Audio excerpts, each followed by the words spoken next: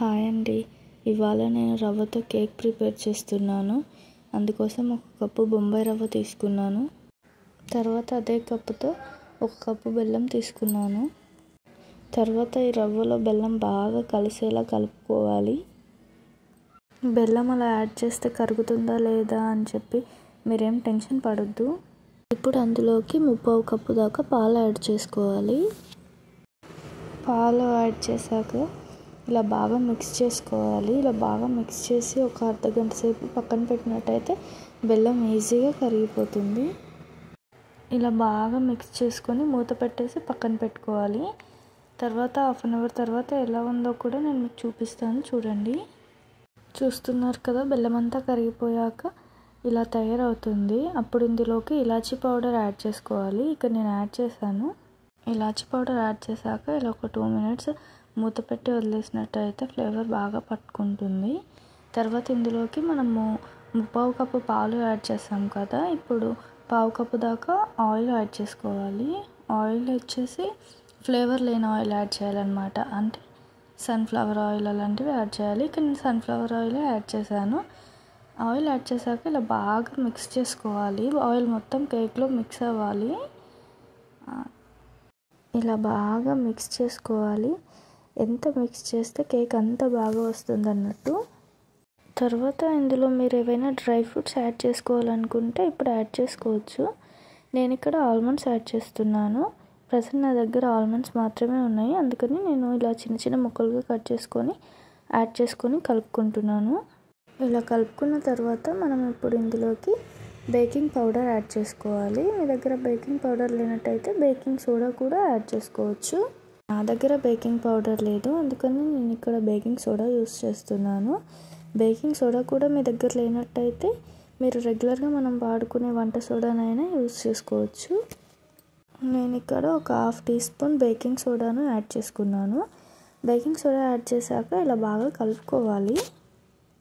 ఇప్పుడు ఇంత బాగా కలుపుకుంటే కేక్ అంత బాగా బేక్ అవుతుందన్నమాట. బాగా కలుపుకొని పక్కన పెట్టేసుకున్న తర్వాత మనము ఇప్పుడు కేక్ బేక్ చేసుకోవడానికి వేరొక గిన్నె తీసుకొని అందులో కొంచెం ఆయిల్ యాడ్ చేసి దాన్ని బాగా స్ప్రెడ్ చేసుకోవాలి ఆ గిన్నె మొత్తంకి. ఇలా బాగా స్ప్రెడ్ చేసుకున్న తర్వాత అందులోకి మనం ఏదో ఒక పిండి, మీ దగ్గర ఏది ఉంటే అది, నా దగ్గర ఇక్కడ గోధుమ పిండి ఉంది, నేను దాన్ని ఇక్కడ యాడ్ చేసుకొని బాగా స్ప్రెడ్ చేసుకుంటున్నాను. మనం గిన్నె మొత్తం స్ప్రెడ్ చేసుకోవాలి బాగా. అలా స్ప్రెడ్ చేసుకున్నట్టయితే కేక్ మాడకుండా ఉంటుందన్నమాట. ఇక్కడ నేను మీకు చూపిస్తున్నాను కదా, ఇలా మొత్తం స్ప్రెడ్ చేసుకున్న తర్వాత మనం తయారు చేసుకున్నటువంటి కేక్ బ్యాటర్ని ఇందులో వేసుకోవాలి.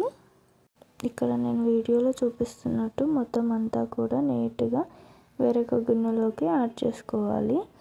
ఇలా యాడ్ చేసుకున్న తర్వాత ఎక్కడైనా ఎయిర్ గ్యాప్స్ ఏమైనా ఫామ్ అయినట్టు ఉంటాయి కదా, అలా ఉంటే కేక్ మంచిగా రాదనమాట. అందువల్ల ఇక్కడ నేను వీడియోలో చూపిస్తున్నట్టు మొత్తం అంతా ట్రాన్స్ఫర్ చేసుకున్న తర్వాత కేక్ బౌల్ ఉంటుంది కదా, ఇప్పుడు మనం ఎందులోకి అయితే షిఫ్ట్ చేసుకున్నామో దాన్ని పట్టుకొని ఇలా కిందకి మీదకి డిప్ చేసినట్టయితే ఎక్కడైనా ఎయిర్ గ్యాప్స్ ఉంటే పోతాయి అన్నమాట.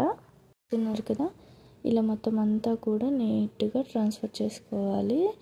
తర్వాత ఇప్పుడు కేక్ బేక్ చేసుకోవడానికి ఒక కడాయి పెట్టుకొని దాన్ని బాగా హీట్ చేసుకోవాలి.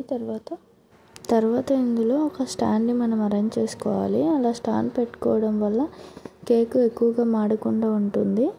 చూస్తున్నారు కదా, అలా స్టాండ్ పెట్టేసి ఇప్పుడు మీడియం ఫ్లేమ్లోకి టర్న్ చేసుకొని మనం రెడీ చేసి పెట్టుకున్నటువంటి కేక్ బౌల్ని అందులో పెట్టేసేయాలి.